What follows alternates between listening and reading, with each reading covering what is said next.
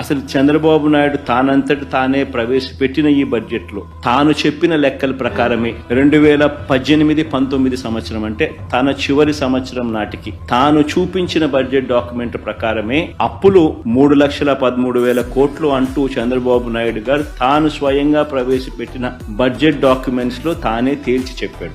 ఇదే అప్పును 2023-24 అంటే మన ప్రభుత్వం వైఎస్ఆర్సీపీ ప్రభుత్వం దిగిపోయే నాటికున్న అప్పులు 6,46,000 కోట్ల రూపాయలని చెప్పి తానే తేల్చాడు. అంటే 3,13,000 కోట్లు తాను దిగిపోయే నాటికి ఉన్న అప్పులు వైఎస్ఆర్సీపీ ప్రభుత్వం దిగిపోయే నాటికల్లా 6,46,000 కోట్ల రూపాయలని తానే తేల్చి చెప్పాడు. తాను ప్రవేశపెట్టిన బడ్జెట్ డాక్యుమెంట్లే సాక్ష్య ఆధారాలతో సహా ఇక్కడ ప్రవేశపెడతా ఉన్నాం.